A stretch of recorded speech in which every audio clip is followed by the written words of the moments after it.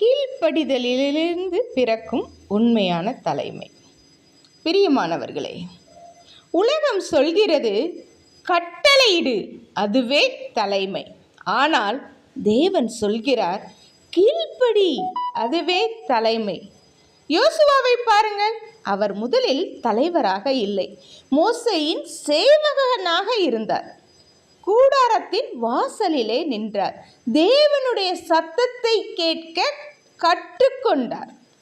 பிரியமானவர்களே, கீழ்ப்படிய தெரியாதவன் தலைமை ஏற்க தகுதி இல்லாதவன்.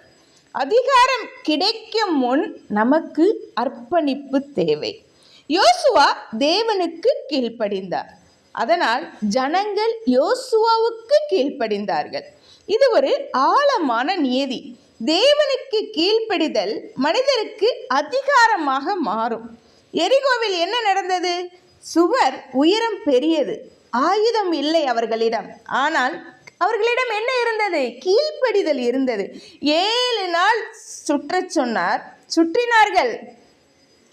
கத்தச் சொன்னார், கத்தினார்கள். என்ன நடந்தது? கீழ்ப்படிந்ததினால் எரிகோ சுவர் விழுந்ததல்லவா? சகோதரர்களே, சகோதரிகளே, தேவன் கேட்கும் கீழ்ப்படிதல் எப்போதும் புரியக்கூடியதாக இருக்காது. ஆனால் அது எப்போதும் வெற்றிக்குத்தான் வழி நடத்தும்.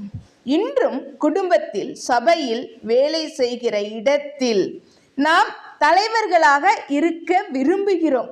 ஆனால் தேவன் கேட்கிறார், நீ கீழ்ப்படுகிறாயா? கீழ்ப்படிதல் பலவீனம் அல்ல, அது விசுவாசத்தின் உயர்ந்த வடிவம். கீழ்ப்படிந்த தலைவர்கள் தேவனால் உயர்த்தப்படுவார்கள். அவர்கள் உயர்த்தப்படும் போது பலர் ஆசீர்வதிக்கப்படுவார்கள்.